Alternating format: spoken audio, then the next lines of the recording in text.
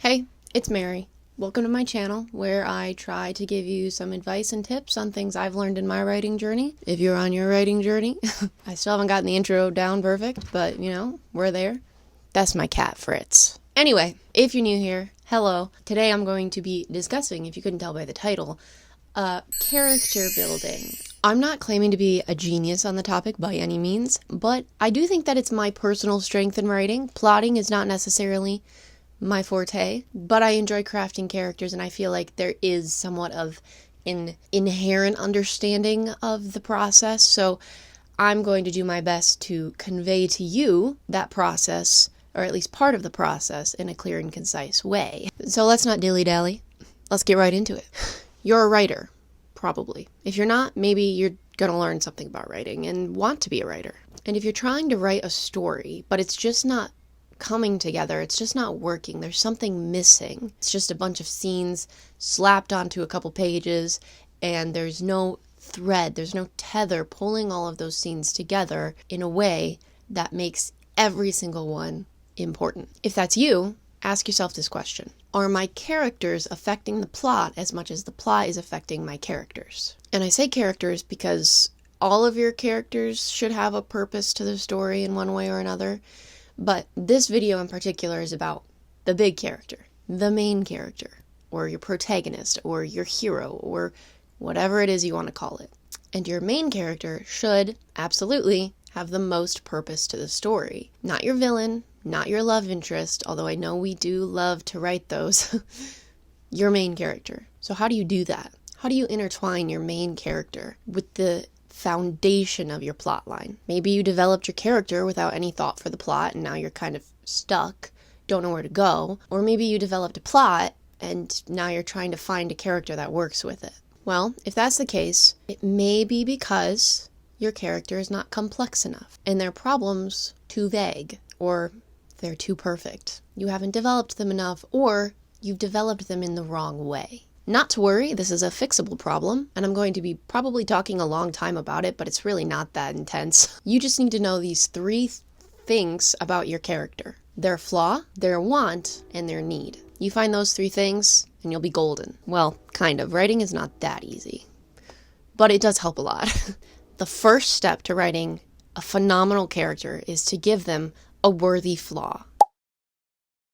The flaw is the problem that your protagonist has to fix. What are they dealing with at the beginning of the story that they have to overcome? They may not even realize that it's a problem that they have, or it's glaring them in the face every single day and they're trying to run from it. The flaw is what hinders that inward glow-up process. It's essential to the story because without the flaw, you get a character that has no conflict. And without conflict, you'll get what we call a Mary Sue. Actually, I have an aunt named Mary Sue, and she is very eccentric, so this does not apply to all Mary Sues in real life.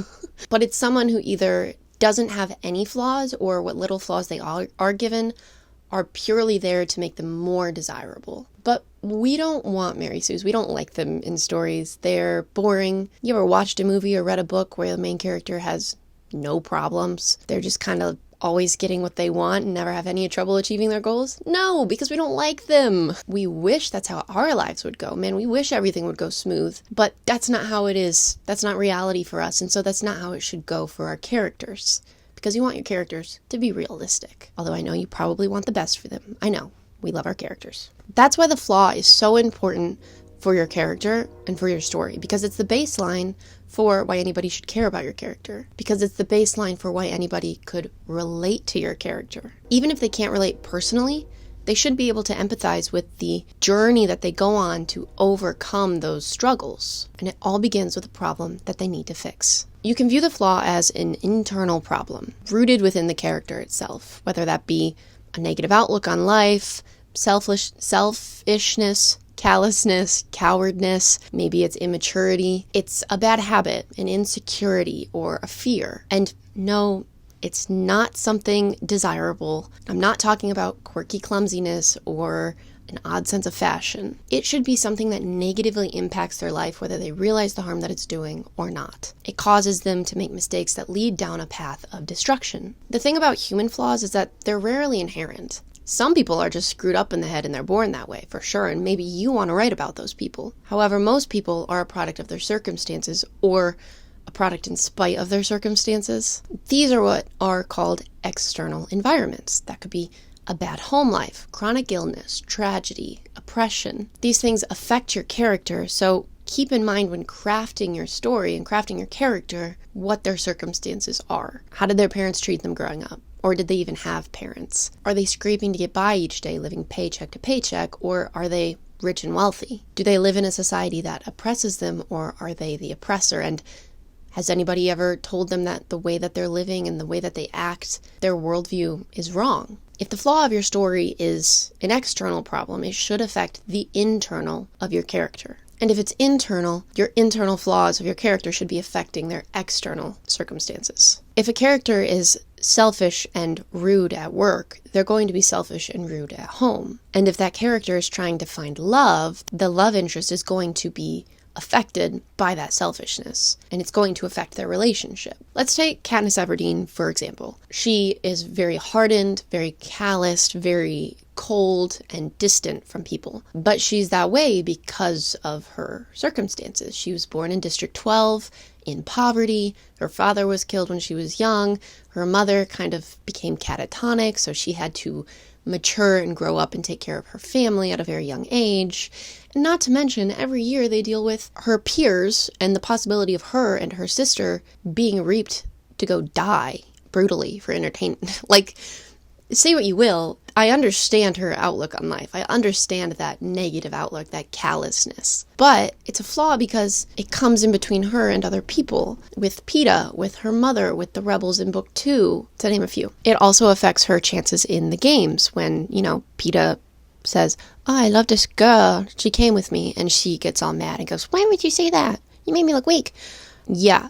She doesn't realize that that could actually help her. So it's actually affecting her chances. It's actually harming her. I'll get into that later. So Katniss is an example of the external affecting the internal, but then it's a cyclical process, and her internal is now affecting her external as the story goes on. So keep that in mind. Your character is not an island. They are constantly interacting with the world, and the world is interacting with them. Also, as a final note on the flaw, you can give your character more than one, and in fact, maybe you should. It might be better, because if your flaw is not obvious in the first couple chapters of your story, the reader is not going to feel attached or engaged to that character, and they might clock out. It should be very clear that your character is going through some stuff at the beginning of your story. If you like putting your characters through hell, you're going to love crafting a flaw. You're going to love it. But I understand that a lot of you don't. Hate to break it to you, but you don't have a choice. You have to put your character through some crap. And if it's any consolation, if you do it well, if you write it very well, it will actually make your character better on the other end. You'll love your character more. But before we can get to that point, we first need to understand what their want is. The want is what your character thinks will fix their problem. It's what they think will fix their flaw. This part is important because it's pretty much the entire second act of your story. It's the tension that makes the story intriguing. Your protagonist has a problem in Act 1, and they try to solve it in Act 2 with their idea of a solution. Usually it's something tangible like dating the cute popular kid, or getting into their dream school, or achieving the next rung on the ladder of success like getting a promotion. Whatever their goal is, they think that it will fix their problems. They'll be cooler, they'll be more well-liked, they'll be more happy, or whatever it is. Will it work? Who knows? Actually, we do know. It doesn't, obviously. Of course it doesn't. You can't have your character fixing everything on the first try without any struggle. It's not enjoyable, and it would make for a very short story. It's also not realistic. You see, humans are actually very dumb. I don't know if you've realized that. Even the smart ones are dumb. We often have the wrong ideas about what's wrong about us. We try to fix our problems by avoiding the issue or misdiagnosing ourselves, either knowingly or unknowingly. Usually it's unknowingly. Usually we're not aware of what our deep soul issues are. And it takes quite a journey for us to realize that we're the problem. That's what the second act is for. It's your protagonist trying and failing to fix the problem that was raised in the first part of your story. It's also a good time to give your readers the chance to get attached to the character by giving them something to root for. You're giving them a tangible thing that they will hopefully want to stick around to see if they will ever achieve. Will they reach their goal? The key part here is the word failing. Your character has to fail at achieving their goal, their want. It was never going to work anyway, because it's not what they actually needed on a deeper level. And the story cannot end until they get what they need. That would not be satisfying. So it could be like a promotion at work, but then they realize they're still lonely and seeking satisfaction from things that will never bring it. Or they finally get the boy, but he's not all that he's cracked up to be. Going back to the Hunger Games, at the beginning of the story, Katniss believes that keeping quiet life and providing for her family is what she needs to do. If she just keeps her head low and avoids getting reaped and avoids her sister getting reaped, they can live their measly lives in what she believes is peacefulness. Once the games begin, it changes to surviving the games long enough so that she can go back home and continue to do what she was doing before the games. She can go back to her old life and continue to live in quiet submission. But if you remember, her flaw is callousness due to her circumstances. So going back to her old life will never fix the problem because it caused the problem. The Capitol will still be oppressing them. She's fighting for familiarity and reliability, but it isn't what she needs. So she spends the majority of the first book fighting against fate. Like I said earlier, after Peeta announces that he had a crush on her during the interviews, she goes all ballistic because she needs to look strong to survive. She doesn't consider the benefits of being liked, like getting sponsorships, because that's too far in the future. She's focused on the now, and the now is to survive long enough to make it to the next day. Why would she ever consider taking down the Capitol in the future when she has to figure out how to get food on the table today? It's not her job to save the world. It's her job to save Prim. So the second act is your character trying to achieve their want. It's also the longest part of your story. It's the reason why your reader will pick up the book. Katniss's goal is to survive the Hunger Games, and the whole second act is her surviving in the Hunger Games, and it's why you picked up the book for the games. So the want of your character should be what drives the plot forward. So make sure they don't reach that goal easily. It should be hard. It should have obstacles and tension and conflict. Of course, with Katniss, she does end up winning the games. However, it's not how we expect. We know by the end of book 3 that it's not the end-all be-all. She doesn't just survive the games and go back home and live a happily ever after. It didn't solve her problems. Her life did not go back to being peaceful. Quite the opposite, actually. Now she's got cameras being thrown in her face and interviews and the victory tour and the judging eyes of those around her. What she actually needs is to escape the people oppressing her. Only then can she live in true peace and not just quiet submission. Only then can Prim actually be safe, because if you remember, Prim had many more reapings to get through. So even though Katniss survived this game, who's to say Prim wouldn't go to the reaping next year and die, and then Katniss's life would be totally ruined because it's not what she needed. Like Ultron said in the Avengers. I think you're confusing peace with quiet. She also learns throughout to let people in, and she grew to empathize with her mother, and all of that brings us to the third and final act, the last thing you need to give your character. The need.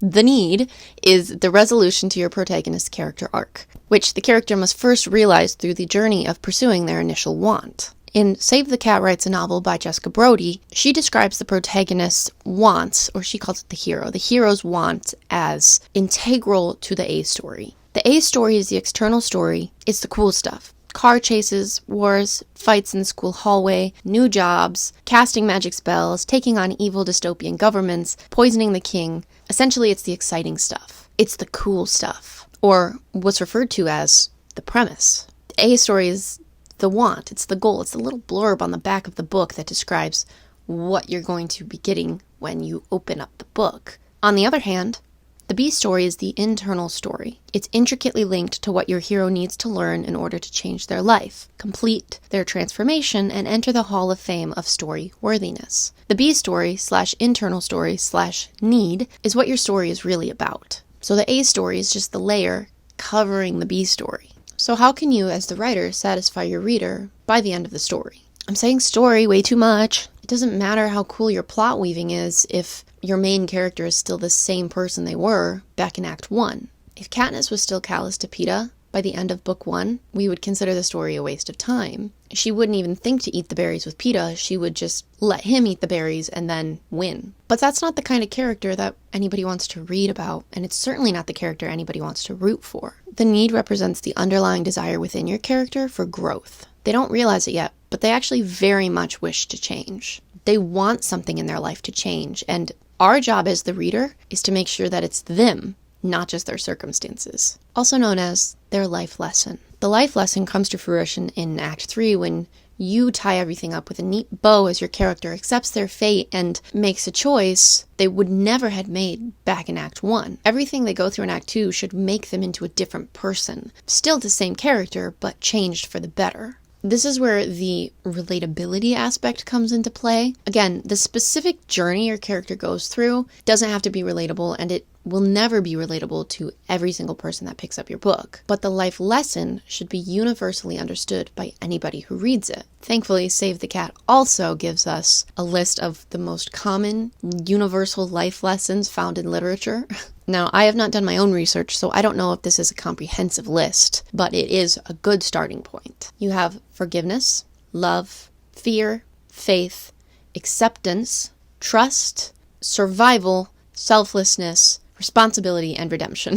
I'm not going to get into all the subtypes that these include. I'm sure you can do your own research on that. But it's, like I said, a good starting point for helping you figure out which life lesson fits into your story with your main character. Every story worth reading should leave your reader with something to ponder. Whether those themes are deep and heavy or light and heartwarming, your character's needs are what's going to give that to your readers. So, to recap, you have the flaw, which is your protagonist's problem, aka what launches the story. You have the want, which is what your protagonist thinks will fix their problem, aka the bulk of the story. And then you have the need, which will actually solve their problems, aka the heart of the story. Yeah, like I said, very simple, those 3 things, the flaw, the want, the need. I think they're kind of self-explanatory. I did talk for a long time though, so I hope you enjoyed this video. I hope you stayed till the end. If you did stay till the end, let me know what your favorite book or